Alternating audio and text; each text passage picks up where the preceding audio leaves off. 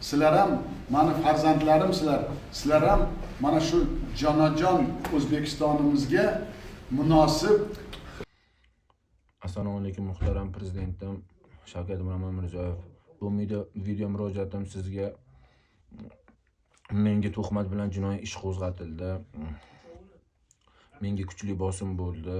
Meni 2025-yil 21-iyun kuni poytaxt choyxonasida ushlashdi noma'lum o't bilan va menga ichki ishlar xodimlari katta bosim, katta kuch ishlatib bu modda seniki va sen ertaga bizga 3 kishini ushlab berishimni so'rashdi va juda qattiq mani qo'rquv bosim ortida kuch ishlatib urib, elektroshokerlar tirab yonboshimdan menga bosim ishlatib advokat so'raganimda senga advokat yo'q, ertaga keladi senga advokat.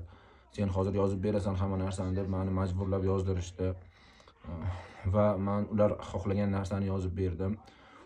Va 21-kun kechqurun, 22-kun o'tar kechasi tongda soat 4-5 atrofida IIB xodimlari meni urib charchab uxlab qolishdi va men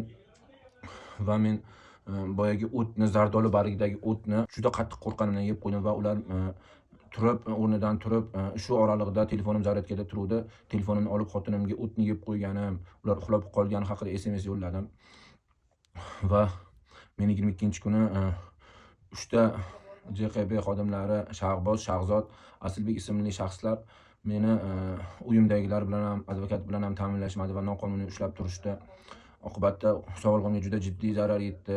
Kechqurunlar o'zim gapiradigan, tinmasdan bosh og'rig'i, ichim og'rig'i, yuragim juda qattiq og'riq bilan judalar mazam qochdi. Holat 21-kuni ertalab men boyagi o'tni qo'rqqanimdan yeb qo'ydim. Natijada ular menga tuhmat qilib, boshqa joydan haqiqiy marixuana moddasini olib kelib bo'ynimga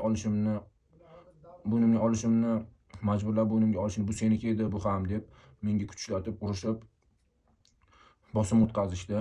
Advokatim keldi, Firdavs ismli advokat, Shahboz ismli JQB shu jinoyat qidiruv bo'limida ishlaydigan bolalar menga o'zlari advokat olib kelib berishdi va men advokatga narsani yeb qo'yganligim, bular tuhmat qilayotganligini aytdim.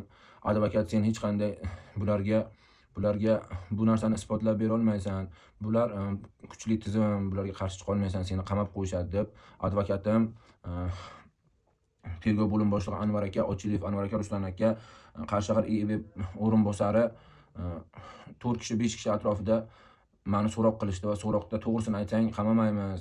Biz xolis odamlar, seni to'g'risini aytsang qamamaymiz.